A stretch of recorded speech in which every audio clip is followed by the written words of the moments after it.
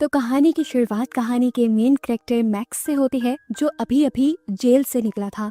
उसके जेल जाने की रीज़न एक एक्सीडेंट था जिसमें उसकी अपनी ही फियांसी, जिससे वो बहुत ज़्यादा प्यार करता था, वो मारी गई थी। उस दिन मैक्स नशे में था, इसलिए लड़की का मरना मैक्स पर मर्डर का केस बना देता है। इस एक्सीडेंट ने उसे तोड़ दिया था क्योंकि वो अपनी फियांसी से बहुत ज़्यादा प्यार करता था। उसके ऊपर जुल्म ये हुआ कि उसे जेल भी हो गई और जिंदगी उसकी पूरी तरह बिखर गई। मैक्स को जेल से लेने के लिए उसके डैड रफा आए थे, जो कि दुनिया के अमीर तरीन आदमियों में से एक हैं। हमें इस टाइम दुनिया का हाल बताया जाता है। दुनिया के सभी मुल्क एक दूसरे से लड़ चुके हैं और अब एटॉमिक वॉर होने का बहुत बड़ा खतरा है। सभी लोग जानते हैं कि एक भी न्यूक्लियर वेपन चला तो पूरी इंसानियत खत्म हो जाएगी। दुनिया के सभी लोगों में बहुत ज्यादा पैनिक का माहौल है और लोग अपनी सेफ्टी के लिए कुछ ना कुछ जुगाड़ कर रहे हैं। ऐसे ही सिचुएशन में सामने आता है कि मेरा अंडरग्राउंड पार्क, जिसे डिजाइन किया गया है सिर्फ बिलियनर्स के लिए, वो लोग जो अपनी जिंदगी बचाने के लिए बिलियंस ऑफ डॉलर्स खर्च करने को तैयार थे। यहाँ पर हर चीज की फैसिलिटी थी, खाने पीने, उनकी सिक्योरिटी से लेकर उनके मेडिकल तक की। सबसे बड़ी बात कि ये फैसिलिटी बिल्कुल सेफ थी, एक अंडरग्राउंड बंकर के तौर पर बनाई गई थी। चाहे जितने भी न्यूक्लियर अटैक दुनिया पर हो जाते, इस फैसिलिटी के अंदर रहने वाले लोगों को कुछ भी ना होता, वो लोग सेफ रहते। लेकिन जैसे हर चीज के फायदे होते हैं, वहीं उन चीजों के नुकसान भी होते हैं। इस फैसिलिटी का एक नुकसान बस ये था कि इसके अंदर आजादी नहीं थी। यहाँ हर चीज मिनर्वा के अकॉर्डिंग होती थी, जो इस फैसिलिटी की मालिक है। यहाँ पर रहने वाले लोगों की हेल्थ और उनकी छोटी से छोटी मूवमेंट भी ट्रैक की जाती थी, यानी यहाँ पर उनकी प्राइवेसी या उनकी पर्सनल लाइफ सेफ नहीं थी। हम इस टाइम पहले मिनर्वा की स्पीच देखते हैं, जो कि मेरा में आए सभी लोगों को ये यकीन दिलवाती है कि दुनिया में चाहे जितनी भी तबाही क्यों ना हो जाए, कि मेरा बंकर के अंदर ये सब लोग सेफ हैं। उसके बोलने का और उसके स्पीच करने का अंदाज ऐसा था कि कुछ देर के लिए बड़े से बड़े बिलियनर्स उसके सामने खामोश हो गए, यहाँ तक कि उसकी बात मानने भी लगे, जैसे उसके पास कोई मैनिपुलेटिंग पावर हो, यानी इंसानों के दिमाग से खेलने की कोई पावर हो। हमें दिखाया जाता है कि मैक्स और उसकी फैमिली भी इसी बंकर में रहने के लिए आए थे और पता चलता है कि मैक्स की फियांसे की फैमिली भी इसी बंकर में रहने के लिए आई थी, क्योंकि वो लोग भी बहुत अमीर हैं। लेकिन वो लोग यहाँ मैक्स के आने से बिल्कुल खुश नहीं हैं। वो मैक्स को अपनी बेटी की मौत का कातिल मानते हैं और मैक्स को नफरत की नजरों से देखते हैं, जिस वजह से मैक्स का गिल्ट और ज्यादा बढ़ जाता है। मैक्स की फियांसे की बहन एशिया तो हमेशा अपनी बातों से मैक्स को परेशान ही करती थी, लेकिन एशिया के डैड ग्लेर्मो उसे समझाते हैं कि जो होना था हो गया, अब हमें आगे बढ़ना चाहिए। हम इन सब लोगों को खाने की टेबल पर देखते हैं, जहाँ सब मिलकर खाना खा रहे थे और साथ ही में नोटिस करने वाली बात ये थी कि यहाँ पर सभी लोगों को यूनिफॉर्म्स पहनाए गए थे, जैसे वो आजाद जिंदगी ना गुजार रहे हों, बल्कि किसी इंस्टीट्यूट का हिस्सा हों। हर टाइम बड़ी बड़ी स्क्रीन्स और न्यूज चैनल्स के जरिए ये लोग बाहर की दुनिया की सिचुएशन देख पा रहे थे, जो बहुत ही ज्यादा बुरी थी। इस वजह से लोग पैनिक भी करते हैं और शुक्र भी करते हैं कि वो लोग कमेरा के अंदर हैं और उस सारी तबाही से बचे हुए हैं। पर एक दिन उनका ये भरम भी टूट जाता है कि वो लोग बंकर में सेफ हैं। बाहर दुनिया में होने वाले एक ब्लास्ट का असर पूरी तरह बंकर को हिला देता है। उसमें बुरे झटके लगते हैं, लाइट्स बंद हो जाती हैं और लीकेज भी होना शुरू हो जाती है। यहाँ पे रहने वाले सभी लोगों के सेफ्टी के लिए लोगों को डूम सिटी के अंदर लेकर जाया जाता है, जो इस बंकर की सबसे सेफ जगह है। पर कहानी में ट्विस्ट यहाँ आता है जब लोगों को ये शक होने लगता है कि बाहर की दुनिया में उतनी भी तबाही नहीं मची हुई जितनी यहाँ इस कैमरा के अंदर दिखाई जा रही है। जिन स्क्रीन्स पर ये लोग न्यूज देख रहे थे, लाइट्स के ऑफ होने की वजह से उन्हें स्क्रीन्स में कुछ ऐसे ग्लिचेस दिखाई जाती हैं, जिनसे लोग इस सोच में पड़ जाते हैं कि क्या ये सब फेक तो नहीं, क्या बाहर की तबाही को बढ़ा चढ़ा कर तो नहीं बताया जा रहा। और ये बात सच भी निकलती है। अलबत्ता अंदर के लोग तो सच्चाई अभी भी नहीं जानते, पर हमें बाहर की दुनिया एक नॉर्मल माहौल में दिखाई जाती है। पता चलता है कि बंकर के इर्द गिर्द फेक बॉम्बिंग की गई थी, ताकि अंदर बंकर के लोगों को बाहर की दुनिया की खराब सिचुएशन दिखाई जा सके। असल में मिनर्वा जो इस जगह की मालिक है, वही सभी बिलियनर्स को पागल बना रही है जो अपनी जिंदगी बचाने के लिए करोड़ों रुपए देकर इस बंकर के अंदर आए हैं। अब यहाँ पर एक शॉकिंग ट्विस्ट ये रिवील होता है कि वो सारा जंग का डर, बिलियनर्स का इस बंकर में आना उनकी सेफ्टी की सोच नहीं था, बल्कि ये सब एक एक चीज मिनर्वा का बनाया एक हाई स्टैंडर्ड प्लान था।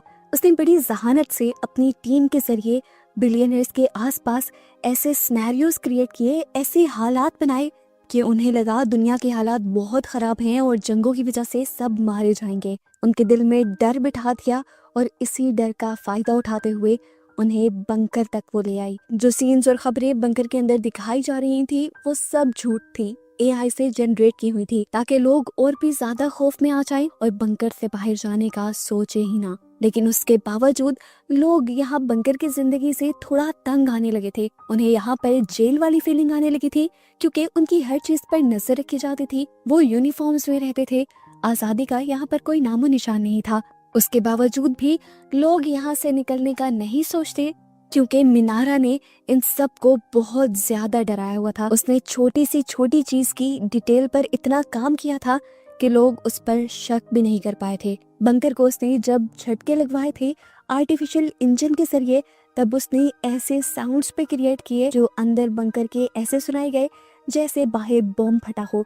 और इन्हीं छोटी छोटी डिटेल्स की वजह से लोगों को कुछ और समझ ही नहीं आया। अब यहाँ पर हमें एक लड़की को दिखाया जाता है जिसकी हालत बहुत ज्यादा खराब हो चुकी है इस सारी सिचुएशन की वजह से। वो काफी ज्यादा डर गई थी, उसे पहले ही क्लॉस्ट्रोफोबिया था, यानी वो तंग और बंद जगहों पर नहीं रह सकती थी और ऊपर से जंग और मरने का डर उसे इतना ज्यादा डरा देता है कि वो खुद की जान लेने की वॉशरूम में कोशिश करती है। एशिया जो खुद भी इस टाइम वॉशरूम में थी उसे भिनक पड़ जाती है और वो उस लड़की को बचाने के लिए जाती है। एशिया जब तक वहाँ पहुंची वो लटक चुकी थी। एशिया ने उसे गोद में पकड़ा और फिर ऊपर चढ़कर उसकी रस्सी काट दी। जब तक वो नीचे गिरी तब तक उसकी सांसें बंद होने वाली थी। एशिया जो कि एक डॉक्टर थी वो उसे सीपीआर देती है और उसकी जिंदगी रिवाइव कर देती है, यानी उसे मरने से बचा लेती है। दिखाया जाता है वो लड़की जो यहाँ पर रहने वाले सभी लोगों को मॉनिटर कर रही थी। वो देखती है कि सभी लोगों के वाइटल्स डिस्टर्ब हो रहे हैं, उनकी हार्ट बीट, उनका टेम्परेचर, ब्लड प्रेशर और ग्लूकोज लेवल बहुत तेजी से ऊपर नीचे हो रहा है, क्योंकि वो सब मिनर्वा की दिखाई हुई डिस्टर्बिंग सीन की वजह से बहुत ज्यादा परेशान हो चुके हैं। ऐसी सिचुएशन में किसी की भी जान जा सकती है और मिनर्वा की अब अपनी फ्रेंड ही आकर उसे ये सब रोकने को कहती है। वो उसे कहती है कि अगर सच में ये सब कुछ हो रहा होता तो मैं तुम्हारे इस बंकर वाले प्लान का अच्छे से साथ देती, लेकिन तुम तो लोगों को वो रियलिटी दिखा रही हो जो एग्जिस्ट ही नहीं करती। दूसरी तरफ राफा की तबीयत बिगड़ने लगती है। वो जब अपने बेटे मैक्स के साथ खाना लेने के लिए मेस तक पहुंचता है तो उसे बताया जाता है कि मेस के रूल्स बहुत ज्यादा स्ट्रिक्ट हैं, उन्हें टाइम से पहले खाना नहीं मिलेगा। ये सुनकर राफा को गुस्सा आ जाता है और वो खुद खाना उठाने लगता है। स्टाफ का एक मेंबर जब उसे रोकता है तो यहाँ मैक्स और स्टाफ के मेंबर की लड़ाई हो जाती है और मैक्स उससे पूछता है कि तुम लोग हमारी सेफ्टी के लिए हो या फिर हमें मारने के लिए। इन दोनों के दरमियान में जब लड़ाई होती है तो मैक्स उस स्टाफ मेंबर का टीजर छीन लेता है। दिखाया जाता है कि ये पूरी लड़ाई पूरा स्टाफ यहाँ तक कि मिनर्वा खुद भी देख रही थी, पर कोई भी कुछ नहीं करता और इस तरह मिनर्वा की दोस्त को गुस्सा आ जाता है जो पहले ही ये सब मिनर्वा को बंद करने को कह रही थी। वो साइड में जाकर साफ साफ मिनर्वा से कह देती है कि बस बहुत हो गया, मैं अब यहाँ से जा रही हूँ ये सब कुछ छोड़कर। और इतनी ही देर में यहाँ पर मिनर्वा का भाई आ जाता है। दिखने में तो काफी वो रिलैक्स लग रहा था, लेकिन उसका लहजा बहुत ही ज्यादा सर्द था। वो उस लड़की से कहता है तुम्हें सिर्फ इस टाइम रिलैक्स होने की जरूरत है, ये टैबलेट्स खाओ और रिलैक्स करो। मिनर्वा की दोस्त उसके हाथ को झटक देती है और कहती है नहीं खानी तुम्हारी कोई दवाई। इससे पहले कि वो यहाँ से जाती, मिनर्वा का भाई गुस्से में उसे यहाँ से नीचे फेंक देता है धक्का देते हुए। नीचे गिरकर वो लड़की मर जाती है और इसके गिरने की आवाज से मिनर्वा का भाई खुद डर जाता है। वो मिनर्वा से कहता है अरे नहीं, मैं ऐसा नहीं करना चाहता था। उसके कहते ही सीन्स कट हो जाते हैं और फ्लैशबैक में हमें गिलर्मो का पास्ट बताया जाता है, जो पैदा ही एक बिलियनर फैमिली में हुआ था। उसका पैसा और कॉन्टेक्ट्स उसके दादा से उसे मिले थे, यहाँ तक के बिजनेस भी, जिससे उसने आसमान की बुलंदियों पर पहुंचा दिया। उसने हमेशा एक लग्जूरियस लाइफ गुजारी थी और वो जहाँ भी चाहता था अपना कंट्रोल बना लेता था। वहाँ पता चलता है कि मिनर्वा ही पास्ट में गिलर्मो के बारे में ये सारी इंफॉर्मेशन अपने स्टाफ को बता रही थी।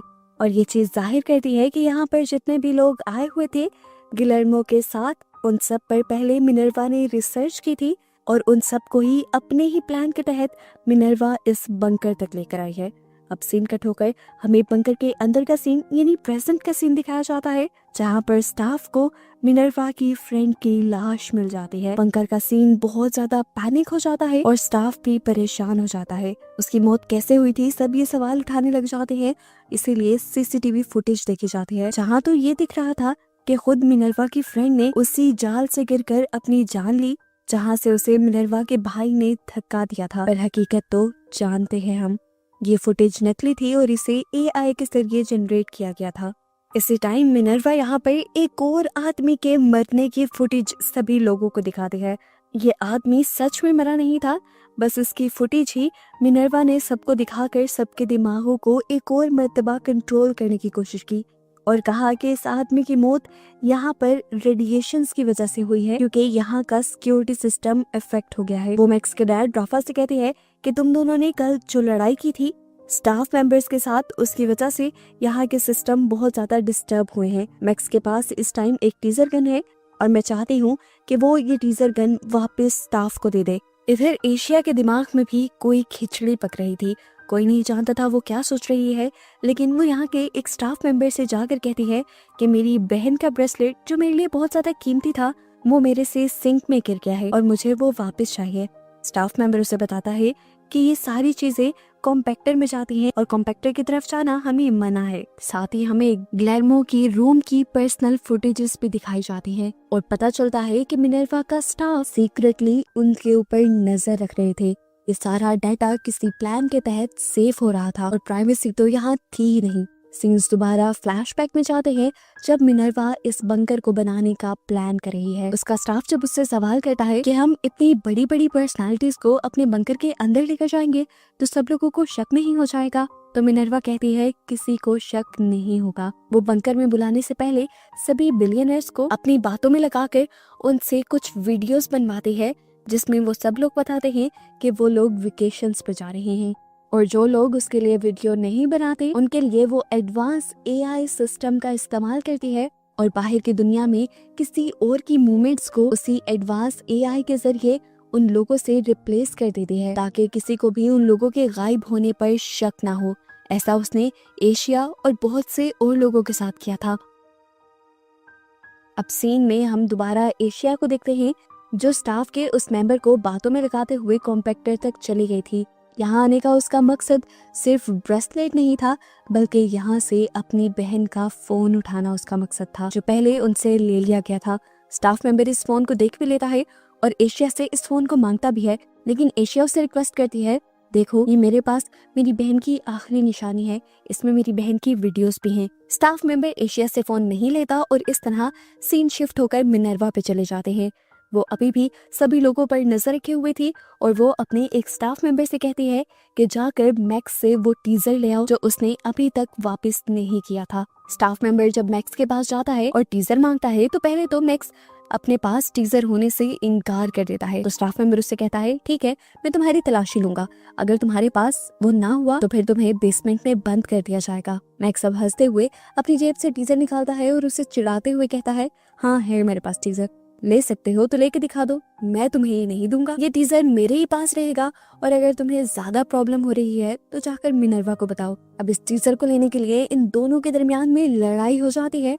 स्टाफ मेंबर काफी कोशिश करता है उससे ये टीजर लेने की, पर मैक्स एक जोरदार पंच उसके नाक पे मारता है और उसका नाक तोड़ देता है, जिसकी वजह से वो स्टाफ मेंबर वहीं पे बेहोश हो जाता है। अब क्योंकि उस स्टाफ मेंबर की हालत काफी बुरी हो गई थी तो उसे फौरन स्ट्रेचर पर लटाकर इमरजेंसी में लेके जाया जाता है और इतनी ही देर में यहाँ पर एशिया भी आ जाती है। वो मैक्स के बाजू को देखती है जहाँ पर खून लगा हुआ था, उसका बाजू टूट चुका था। वो मैक्स से कहती है कि तुम्हें फौरन फर्स्ट एड की जरूरत है, लेकिन इतनी ही देर में यहाँ पर एक और स्टाफ मेंबर आ जाता है जो एशिया से कहता है कि उन्हें अर्जेंटली एशिया की जरूरत है क्योंकि एशिया एक डॉक्टर थी। एशिया को असल में उसी स्टाफ मेंबर के इलाज के लिए बुलाया गया था जिसे मैक्स ने मारा था।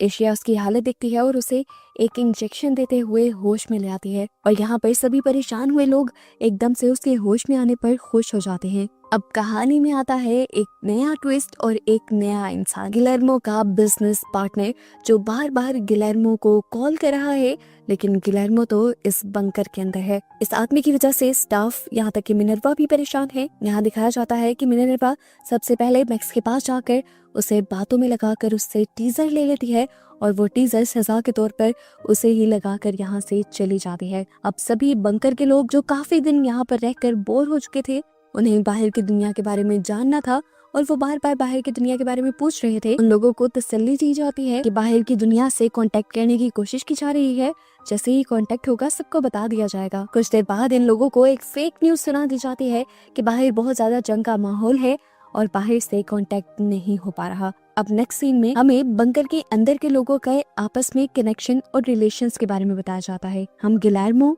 और रफा को एक साथ देखते हैं। यहाँ गिलेर्मो सबके सामने रफा को अपना दोस्त बताता है, हालांकि पहले सीन से ही वो उसका दुश्मन नजर आ रहा था।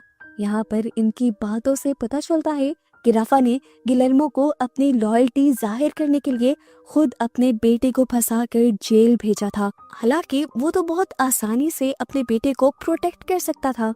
हम इन दोनों को स्विमिंग पूल में एक साथ एंजॉय करते हुए दिखते हैं और तभी इनके पास एक लड़की आती है। गिलेर्मो उसे रफा के साथ रहने को कहता है और यहाँ दूसरी तरफ क्लिनिक में एशिया जब मैक्स की बैंडेज कर रही होती है तो मैक्स को एशिया में उसकी फियांसी की झलक आती है। सीन्स स्टाफ रूम की तरफ शिफ्ट होते हैं, जहाँ पर गिलेर्मो का बिजनेस पार्टनर बहुत सारी कॉल्स कर रहा था। उसकी वजह से पूरा स्टाफ परेशान था।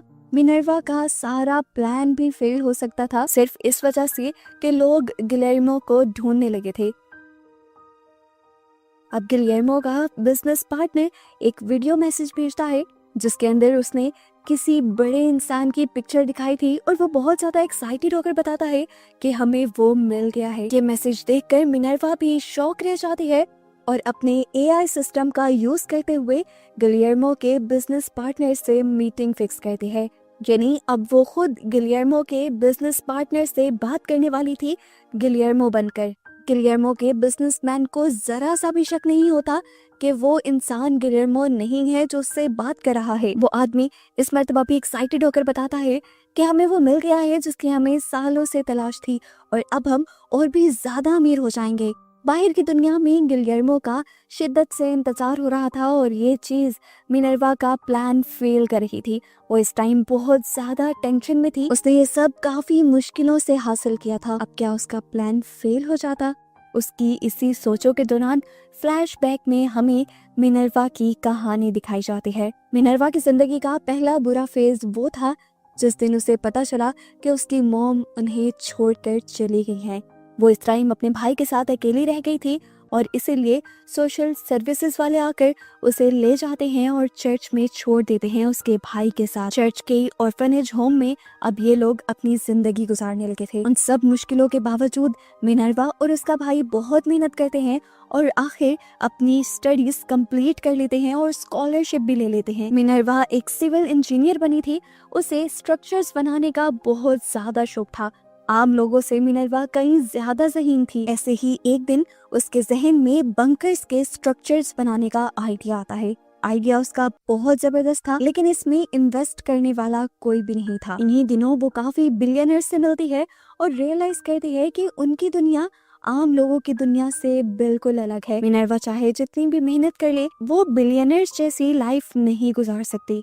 और ऐसे ही वक्त में उसे एक नया आइडिया आता है। वो इस आइडिया में अपने भाई को अपने साथ मिलाती है जो कि एक इंजीनियर था और यहीं से ये लोग कमेरा यानी बिलियनर बंकर बनाने की तैयारी शुरू करते हैं। सीन्स दोबारा प्रेजेंट पे शिफ्ट हो जाते हैं, जहाँ पर मिनर्वा अभी भी परेशान बैठी हुई थी। गिलेर्मो के बिजनेस पार्टनर ने बार बार BJ3 के बारे में बात की थी और मिनर्वा को समझ नहीं आ रही थी कि BJ3 है क्या, कोई कोड है, कोई बिजनेस प्लान है या कोई आदमी। वो इसके बारे में सर्च करती रहती है और आखिर उसे पता चलता है कि BJ3 कोई इंसान या बिजनेस प्लान नहीं, बल्कि वो तो एक घोड़ा था गिलेर्मो के दादा का, जिसकी कीमत दुनिया में सबसे ज्यादा थी। गिलेर्मो का बिजनेस पार्टनर चाहता था कि BJ3 बिक जाए, लेकिन गिलेर्मो उस घोड़े को बेचने के लिए तैयार नहीं था, क्योंकि उसके साथ उसके फैमिली इमोशंस जुड़े हुए थे। अब घोड़े की असल प्राइस जानकर मिनर्वा के दिल में लालच आ जाता है और वो एक नया प्लान करती है। एआई के जरिए वो गिलियर्मो के बिजनेस पार्टनर के साथ दोबारा कॉल करती है, गिलियर्मो बनकर। उसका कॉन्फिडेंस, उसकी आवाज और ये एडवांस एआई बिल्कुल बिजनेस पार्टनर को शक नहीं होने देते कि जो उससे बात कर रहा है वो गिलियर्मो नहीं है। और यहाँ गिलियर्मो की जगह मिनर्वा उस घोड़े को बेचने का ऑर्डर दे देती है। अब मसला एक और था। BJ3 को बेचने के लिए उसके डॉक्यूमेंट्स चाहिए थे, जो डॉक्यूमेंट्स थे गिलियर्मो के सेफ में। अब सेफ का पासवर्ड तो इनको पता ही नहीं था। अब कोई भी अपनी पर्सनल सेफ का पासवर्ड तो नहीं बताता मिनर्वा को, इसीलिए यहाँ नया प्लान बनाना पड़ता है। वो गिलियर्मो को दोबारा स्टडी करती है और उसकी कमजोरी देखती है। गिलियर्मो अपने दादा और उनकी यादों के साथ बहुत ज्यादा अटैच था। वो अपनी फैमिली को लेकर बहुत ज्यादा सेंसिटिव था और बस यही था उसका वीक पॉइंट। मिनर्वा इसी का इस्तेमाल करती है और एक लड़की को भेजती है गिलियर्मो के पास। वो लड़की गिलियर्मो से बातों ही बातों में उसके पास्ट के बारे में पूछने लग जाती है और उसके दादा का जिक्र छेड़ देती है। ऐसे ही बातें करते करते BJ3 की भी बातें होने लग जाती हैं। वो लड़की अपनी मासूमियत और दोस्ती में ही गिलियर्मो को यहाँ तक ले आती है कि गिलियर्मो उसे सेफ का पासवर्ड तक बता दे। अब सीन कट होकर हमें मैक्स को दिखाया जाता है। मैक्स बंकर की जिंदगी से तंग आ चुका था, बोर हो चुका था। वो जब गाने सुन रहा होता है फुटबॉल कोर्ट के अंदर, तो तभी उसे जमीन पे गिरी हुई कोई चीज दिखाई देती है। ये एक माइक था जिससे मिनर्वा यहाँ के लोगों की बातें सुन सकती थी। वो इस माइक को उठा लेता है और फिर ऊपर की तरफ नोटिस करता है कि यहाँ पर कैमरास भी लगे हुए थे। उसे फौरन पता चल गया कि यहाँ पर रहने वाले सभी लोगों के ऊपर हर सेकंड नजर रखी जा रही है और उनकी प्राइवेट लाइफ बिल्कुल खत्म हो चुकी है। मिनर्वा के भी लोग उसे देख लेते हैं और उन्हें भी पता चल जाता है कि कहीं ना कहीं मैक्स को उनकी हकीकत पता चल गई है। अभी मैक्स इस माइक को देखकर इसके बारे में सोच ही रहा था कि फौरन एक स्टाफ मेंबर उसके पास आता है और उससे ये माइक ले लेता है। और उनके इस एक्शन से मैक्स का शक हकीकत में बदलने लगता है कि यहाँ पर कुछ तो गड़बड़ है। नेक्स्ट सीन में हमें गिलियर्मो की वाइफ को दिखाया जाता है, जो पूरे बंकर के अंदर गिलियर्मो को ढूंढ रही थी, जबकि गिलियर्मो और रफा तो पार्टी करने में बिजी थे। इतनी देर में इसी क्लब के अंदर मैक्स आ जाता है और मैक्स को देखकर गिलियर्मो को गुस्सा आ जाता है, क्योंकि मैक्स की वजह से उसकी बेटी आज उसके साथ नहीं थी। वो यहाँ से निकलता है तो उसकी नई दोस्त भी उसके साथ उसके पीछे आ जाती है उसके रूम तक। और इतनी देर में यहाँ पर गिलियर्मो की वाइफ भी आ जाती है। इन दोनों को देखकर वो कुछ रिएक्ट नहीं करती और यहाँ से चली जाती है, लेकिन उसके फेस से साफ पता चल रहा था कि वो अंदर ही अंदर टूट चुकी है। इधर अब हम देखते हैं कि गिलियर्मो अपनी दूसरी बेटी एशिया के पास गया था, जो इस टाइम अपनी बहन और मैक्स की वीडियोस देख रही थी। उसने देखा था कि उसकी बहन उसके फियांसे मैक्स के साथ काफी खुश रहती थी। इन वीडियोस को देखकर वो खुश हो ही रही थी कि गिलियर्मो ने उसके हाथ से फोन ले लिया। खुद भी वो वीडियोस देखी और उसका गुस्सा मैक्स के लिए और भी ज्यादा बढ़ गया और उसने जाकर मैक्स को मारना शुरू कर दिया। वो बेदर्दी से मैक्स को मारते हुए कहता है, पहले तुमने मुझसे मेरी बेटी को छीन लिया और अब तुम प्लान कर रहे हो कि मेरे से मेरी वाइफ को भी दूर कर दोगे। ऐसा नहीं होगा। वो जब बेदर्दी से मैक्स को मार रहा था तो किसी ने पीछे से बोतल से उसके सर के ऊपर वार कर दिया। ये मैक्स की मॉम थी, फ्रेडा। फ्रेडा ने गिलियर्मो पर वार तो कर दिया था, लेकिन अब उसे अपने ऊपर ही गुस्सा आ रहा था, क्योंकि गिलियर्मो उसका बहुत अच्छा दोस्त था, वो भी कॉलेज के टाइम से, और फ्रेडा ने आज तक ये दोस्ती निभाई थी। अब सीन कट होकर हमें मिनर्वा के ऑफिस का सीन दिखाया जाता है, जहाँ पर वो अपने प्लान को आगे बढ़ाना चाहती थी। वो अपने स्टाफ से कहती है कि बिलियनर्स तो अब हमारे इस बंकर में आ गए हैं, लेकिन और पैसा कमाने के लिए हमें नई स्ट्रेटेजीज का इस्तेमाल करना होगा। हम रोकन यानी AI टूल को यूज करते हुए गिलियर्मो के बिजनेस पार्टनर से बात करेंगे, उसे इस चीज का एतबार दिलवाएंगे कि गिलियर्मो आगे बढ़ना चाह रहा है, अपने बिजनेस को आगे फैलाना चाह रहा है, और इसी तरह हम उसे एक नई कंपनी बनाने के लिए कन्विंस करेंगे। और ये कंपनी एक ऐसी कंपनी होगी जो फ्यूचरिस्टिक चीजें बनाएगी। मिनर्वा का भाई कहता है कि हमें गिलियर्मो के बिजनेस पार्टनर को ये यकीन दिलवाना है कि अगर उन्होंने अब इन्वेस्ट कर दिया तो फ्यूचर में जाकर उनको बहुत बड़े रिटर्न्स मिलेंगे, यानी बहुत ज्यादा फायदा होगा, और इस तरह उनका स्टेटस भी एकदम से बढ़ जाएगा। अब मिनर्वा अपने प्लान के तहत AI टूल का इस्तेमाल करते हुए गिलियर्मो के बिजनेस पार्टनर से बात करती है और उसे नई कंपनी बनाने के लिए कन्विंस करने लगती है। लेकिन गिलियर्मो का बिजनेस पार्टनर कहीं ना कहीं इस प्रोजेक्ट को करने के लिए मान नहीं रहा था, क्योंकि इसमें रिस्क बहुत ज्यादा था। लेकिन मिनर्वा की कन्विंसिंग स्किल्स बहुत ज्यादा थी। वो फेक डेटा, गिलियर्मो का नाम और बहुत सी चीजों का इस्तेमाल करते हुए गिलियर्मो के बिजनेस पार्टनर का ट्रस्ट जीत लेती है और उसे मना लेती है नई कंपनी में इन्वेस्ट करने के लिए। अगले दिन दोबारा मिनर्वा गिलियर्मो की ही शक्ल में कॉल करते हुए उसके बिजनेस पार्टनर को उसके घर भेजती है, ताकि उसकी सेफ से BJ3 के डॉक्यूमेंट्स निकाले जा सकें। सेफ का पासवर्ड तो पहले ही उसने पता चलवा लिया था और अब वो फेक वीडियो कॉल के जरिए वो पासवर्ड भी उसके बिजनेसमैन को बता देते हैं। और जैसे ही वो सेफ खुलती है तो यहाँ पर मिनर्वा का पूरा स्टाफ जश्न मनाता है। BJ3 के सारे पैसे भी मिनर्वा के ही अकाउंट में ट्रांसफर होने वाले थे। अब जब गिलियर्मो का बिजनेस पार्टनर वो सेफ बंद करने वाला होता है तो सेफ के अंदर उसे एक और डॉक्यूमेंट फाइल मिल जाती है, जिसके अंदर लिखा था कि मेरा अंडरग्राउंड पार्क। इन डॉक्यूमेंट्स को देखकर उसका बिजनेस पार्टनर थोड़ा सा शॉक रह जाता है, लेकिन उसे कुछ भी नहीं कहता। यहाँ अब सीन कट होकर हमें मैक्स को दिखाया जाता है, जिसे पहले ही शक हो गया था कि ये बंकर कुछ तो गड़बड़ छुपाए हुए है। वो इस बंकर के बारे में इन्वेस्टिगेशन शुरू करने का सोचता है। इसके बाद वो मिनर्वा के ऑफिस आता है, उसे बातों में लगाता है और फिर नीचे से बड़े ही चालाकी से अपने पाँव में लैपटॉप की वायर फंसाते हुए उनका लैपटॉप नीचे गिरा देता है। मिनर्वा जब लैपटॉप ठीक करने के लिए नीचे बैठती है तो वो चुपके से वहां से एक बुक उठाकर चला जाता है। इधर हम गिलियर्मो के साथ फ्रेडा को देखते हैं और फ्रेडा उससे कहते हैं कि मुझे लगता है कि अब वक्त आ गया है कि हम दुनिया को बता दें कि हम एक साथ हैं। जबकि दूसरी तरफ गिलियर्मो की असली वाइफ की बहुत ज्यादा तबीयत खराब हो रही थी। उसे क्लिनिक में एडमिट कर दिया जाता है और फौरन ही मिनर्वा एशिया को लेने के लिए आती है। उसे बताया जाता है कि उसकी मॉम की तबीयत बहुत ज्यादा खराब है। वो भी भागते हुए जब क्लिनिक में आती है तो उसे AI सिस्टम के जरिए पता चलता है कि उसकी मॉम के दोनों लंग्स खराब हो चुके हैं। उनके पास इतनी मशीनरी भी नहीं थी कि लंग्स का ट्रांसप्लांट किया जाए और ऐसे अब उसके पास सिर्फ 72 घंटे बचे थे जीने के लिए। गिलियर्मो जब अपनी वाइफ से मिलने के लिए आता है तो आखिरी मर्तबा उसकी वाइफ उससे मिलने से भी मना कर देती है, जिसके बाद गिलियर्मो मैक्स के पास जाता है, उससे माफी मांगता है अपने किए की, क्योंकि वो हमेशा मैक्स के साथ काफी रूड रहा था। इसी दौरान अब एशिया की मॉम का पता करने के बहाने से मैक्स एशिया के पास आता है। वो पहले पूरे कमरे को देखता है और फिर ऐसी डायरेक्शन में खड़ा होता है कि कोई भी कैमरा उसे ना देख रहा हो। फिर वो अपनी पॉकेट से कार्ड्स निकालते हुए एशिया को बताता है कि यहाँ पर हमें सुना जा रहा है हमारे हाथ में पहने ब्रेसलेट के जरिए। कैमरास 24/7 हम पर नजर रखे हुए हैं और मुझे लग रहा है कि ये बंकर कोई फ्रॉड है और बाहर कोई जंग नहीं लगी हुई।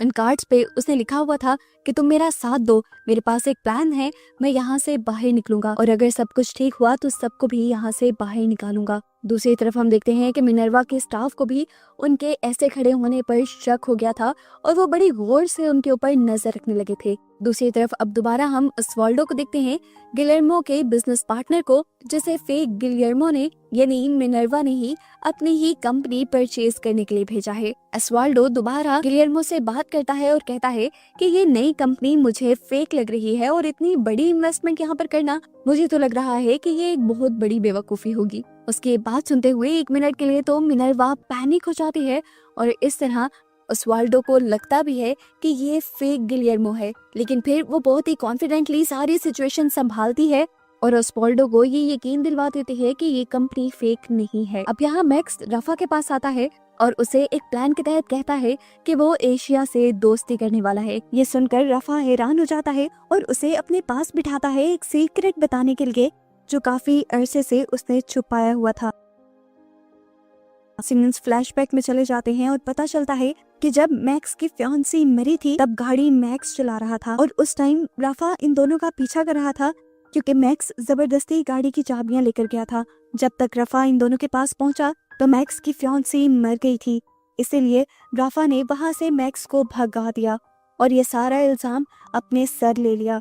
लेकिन फिर भी उसके दिल में कहीं ना कहीं गिल्ट था उन सारी चीजों को लेकर, इसीलिए अगले दिन मैक्स की फियांसी के फ्यूनरल पर वो गिलियर्मो को यानी उस लड़की के डैड को सारी बात बता देता है। गिलियर्मो जो उस टाइम अपनी बेटी को खोकर बैठा था वो बहुत ज्यादा गुस्से में था। वो राफा से कहता है कि तुम्हें ये सारी बातें कोर्ट में बतानी होगी, नहीं तो मैं तुम्हारे बेटे को वैसे ही मार दूंगा। ऐसे ना चाहते हुए भी राफा को अपने बेटे के खिलाफ कोर्ट में गवाही देनी पड़ती है। राफा अपने बेटे से कहता है, तुम चाहे इसे प्यार समझो, जिस प्यार में मैंने तुम्हारी जान बचाने की कोशिश की गिलियर्मो की बात मानकर, या फिर अपने लिए धोखा समझो कि मैंने ही तुम्हारे खिलाफ गवाही दी कोर्ट में, लेकिन मुझे बस माफ कर दो। मैक्स ये सब सुनकर इतना ज्यादा गुस्से में था, वो गिलियर्मो के पास जाकर उसे मारना चाहता था क्योंकि गिलियर्मो ने उसे मारने की धमकी दी थी। राफा उसे रोक देता है और कहता है, तुम उसके पास नहीं जाओगे।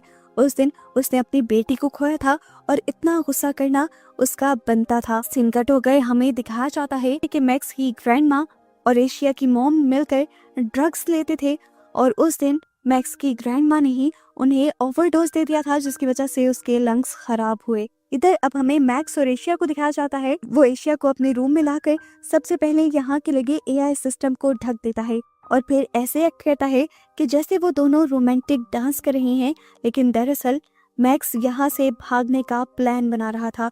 वो बताता है कि मैं यहाँ पर शॉर्ट सर्किट करूंगा, जिसकी वजह से बंकर का सिस्टम और यहाँ का एआई सिस्टम दोनों ही बंद हो जाएंगे। मिनर्वा को शक भी नहीं होगा कि किसी ने यहाँ से भागने की कोशिश की।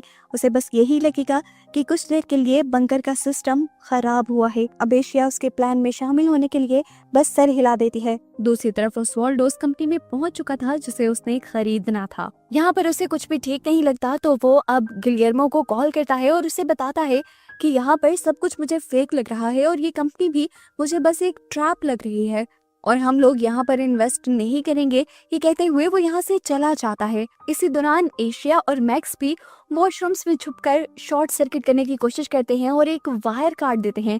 शॉर्ट सर्किट होने की वजह से पूरा का पूरा सिस्टम बंद हो जाता है और हर स्क्रीन पर बस रोकन लिखा हुआ आ जाता है, यानी वही एआई सिस्टम जिसकी वजह से मिनर्वा सबको मैनिपुलेट कर रही थी। ओस्वाल्डो की वीडियो कॉल भी जो गिलियर्मो के साथ हो रही थी, यानी मिनर्वा के साथ हो रही थी, वो भी उसी एआई सिस्टम की वजह से हो रही थी और उस वीडियो कॉल की जगह भी अब रोकन लिखा हुआ आ जाता है और यहाँ ओस्वाल्डो का शक यकीन में बदल जाता है कि ये सब कुछ फेक है। ओस्वाल्डो अब घबरा कर रोकन के नंबर पर कॉल करता है, लेकिन अब तो उसके नंबर पर भी कॉल नहीं हो रही थी क्योंकि वो तो बंकर के अंदर था और यहाँ पर शॉर्ट सर्किट होने की वजह से मिनर्वा भी इस कॉल को अपने साथ कनेक्ट नहीं करवा पा रही थी। ओस्वाल्डो अब उसे एक वॉइस नोट भेज देता है कि ये जगह मुझे ठीक नहीं लग रही और इसीलिए मैं बिना डील किए यहाँ से जा रहा हूँ। मिनर्वा तो यहाँ पर जैसे पागल हो गई थी, वो गड़बड़ा जाती है और पूरे स्टाफ पर गुस्सा करती है कि जल्द से जल्द ये सिस्टम ऑन होना चाहिए। वो आदमी $800 मिलियन लेकर मेरी कंपनी खरीदने आ रहा था और यहाँ पर तुमने सब बिगाड़ दिया। यहाँ हम देखते हैं कि मैक्स जिसने शॉर्ट सर्किट किया था वो खुद ही सिस्टम को दोबारा ऑन कर देता है और नोट करता है कि इलेक्ट्रिसिटी यानी एनर्जी मिलने के बाद रोकन एआई सिस्टम को ऑन होने में तकरीबन 2.5 मिनट और लग जाते हैं। अब क्योंकि मैक्स की सोच के मुताबिक उसका प्लान काम कर रहा था, तो वो बहुत ही कॉन्फिडेंटली एशिया की तरफ देखता है और एशिया भी सर हिलाकर उसे हौसला देती है। सिस्टम के दोबारा ऑन होते ही मिनर्वा गिलेर्मो बनकर दोबारा ओस्वाल्डो को कॉल करती है और गुस्से में उससे कहती है कि तुम इस मीटिंग को छोड़कर कहीं नहीं जाओगे, मैं खुद उसके सीईओ से बात करता हूँ, तुम अभी होटल में रुको और कल सुबह तुम ये डील करके ही जाओगे। यहाँ पर हम देखते हैं कि मैक्स और एशिया उस स्टाफ मेंबर के पास जाते हैं जिससे अक्सर एशिया बातें करती थी। ये लोग एक प्लान के तहत गए थे। यहाँ पर मैक्स उसके ऊपर रोब जमाने लगता है और कहता है, तुम एशिया के आगे पीछे क्यों घूमते हो, क्या बातें करते हो तुम इससे। एशिया यहाँ पर ऐसा ड्रामा करती है जैसे वो घबरा गई हो और मैक्स से कहती है, छोड़ो मैक्स। वो लड़का मैक्स को और चिढ़ाने के लिए कहता है, मैं तो तुम्हारी मॉम के साथ भी था। ये सुनकर मैक्स गुस्से वाली एक्टिंग करता है और इतने में ही एशिया यहाँ से वायरलेस एयरबड्स उठा लेती है। गुस्से में मैक्स अब अपनी मॉम के पास जाता है और उससे पूछता है कि क्या आप यहाँ के स्टाफ मेंबर के साथ भी नहीं हैं। मैक्स की मॉम ये कन्फेस कर लेती हैं कि हाँ, वो स्टाफ मेंबर उसके पास आया था। वो साथ में ये भी कहती है कि मैं तुमसे भी उतना प्यार नहीं करती जितना मुझे करना चाहिए, इसीलिए मैं तुमसे जेल में भी मिलने नहीं आई क्योंकि मैं गिलियर्मो से प्यार करती हूँ और उसके साथ लॉयल्टी निभाने के लिए मैंने तुम्हें इग्नोर किया। वो कहती है, मुझे तो उल्टा तुम पर गुस्सा था कि तुम्हारी वजह से गिलियर्मो हमसे नाराज हो गया। ये सुनकर मैक्स पूरी तरह टूट जाता है। एक तरफ उसके डैड थे जिन्होंने उसी के खिलाफ अदालत में गवाही दी थी और दूसरी तरफ उसकी मॉम थी जो उससे प्यार नहीं करती थी। ये हकीकत जानकर वो पूरी तरह टूट जाता है।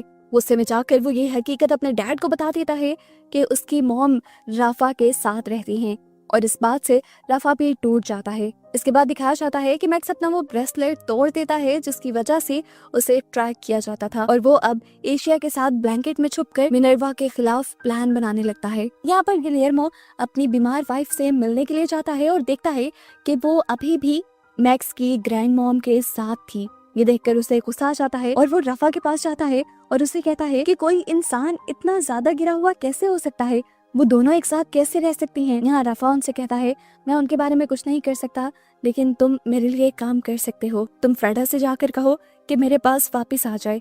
और यहाँ पर हमें साफ पता चल जाता है कि रफा पहले से ही जानता था कि उसकी वाइफ गिलियर्मो के साथ है, लेकिन वो फिर भी उससे प्यार करता था।